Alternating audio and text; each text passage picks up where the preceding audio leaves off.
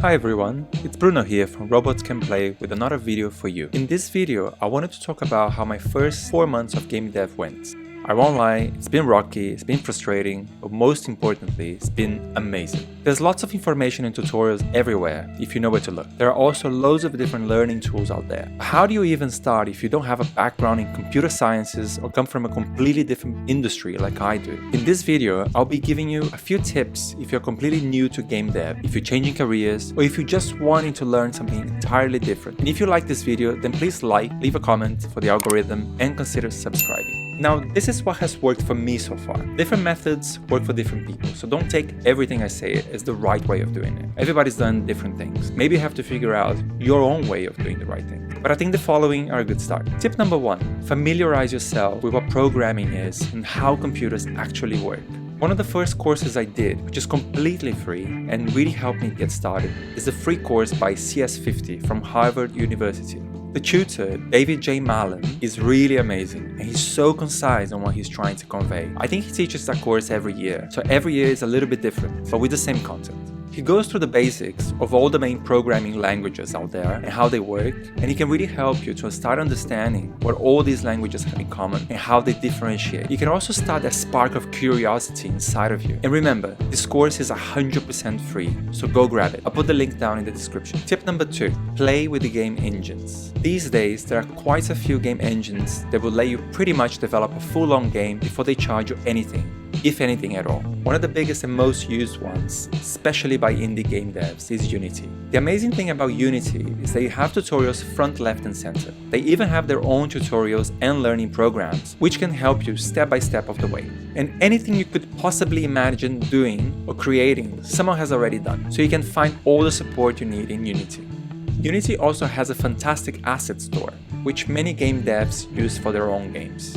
Unity has a free-to-use version, and you will only start paying them once you made more than 100k in a year. If you're new, that will probably take a while. And if you are versed to coding in C# or can't get your head around it, you have visual scripting tools like Bolt and Playmaker, which will allow you to create your game without writing one line of code. Games that have been created using Playmaker include Hollow Knight, The First Tree, Inside, and The Creepy The Forest. Playmaker will cost you around $60, and the only downside about Playmaker is that if your games become too big or convoluted, you will hit a wall and won't be able to progress. Another engine that has some incredible games coming out of is GameMaker Studio 2.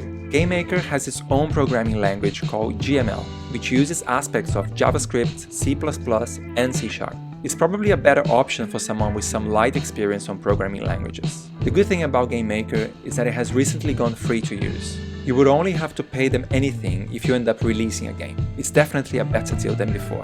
Now, the engine I will definitely recommend you try is Godot. It is an open source engine with the most amazing community around it. It's newer than all the rest, but I've seen countless videos of devs making the transition either from GameMaker or Unity to Godot, simply because it is 100% free to use and to publish your games. Godot uses GDScript, which is by far the easiest of all programming languages to learn, especially if you're new to programming. Sometimes GDScript even resembles like regular sentences, and that's how easy it is to write it. It uses a brilliant nodes hierarchy system, which in my opinion just makes sense. Godot is getting constantly updated, and Godot 4.0 is just around the corner, full of new features, and it will never cost you a penny, unless you want to contribute to Juan's Patreon. Tip number 3, and this is probably one of the most important tips I'll be giving on this video: start building an audience. One of the next steps I did was to create my social media channels and following other game devs on Twitter. Twitter is amazing. The amount of inspiring people showing their ideas,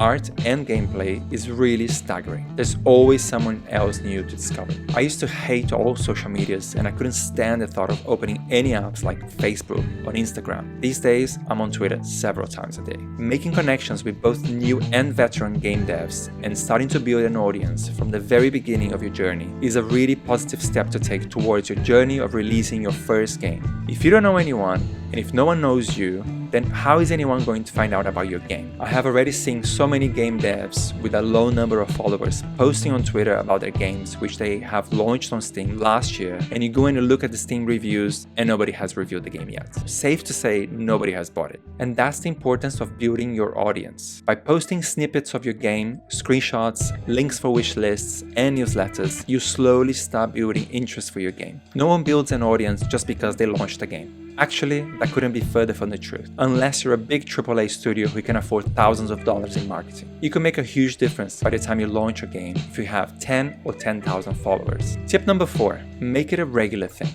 Game dev is not just a once a week kind of thing. You have to be dedicated and you need to put in the hours. You won't learn to think like a programmer if you only code once a week. It doesn't mean you literally have to code every day. I can't, for instance, because I don't have the time to do it every day, but I definitely do it more than once a week.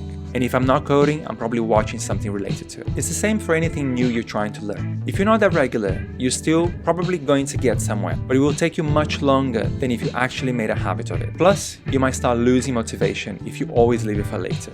Try and prioritize it and just make it happen. I've been running a business on my own for the past 12 years, pretty much full-time, and now I have 1-year-old twins at home, but I've still managed to make the time. Tip number 5, know when to stop, relax, and have fun. Okay, maybe that's more than one tip, but they all fall into the same bucket. Hear me out. One big thing people talk about in the game dev community is burnout, lack of motivation, and depression. Those are very common issues that can happen to any of us at any point in time. So even though you will have to make time to game dev, make sure you still have time for yourself. You have to find a balance. Learning something new can be extremely overwhelming. The whole trial and error thing can really get to you. And when you're tired, your brain just doesn't work properly. It happened quite a few times to me now that I was stuck on a piece of code that I just couldn't figure out. I would spend maybe a couple of hours going around in circles, literally pulling my hair out. Went to bed, had a good night of sleep, and the next day, at the very first glance at my code, boom, I make it work.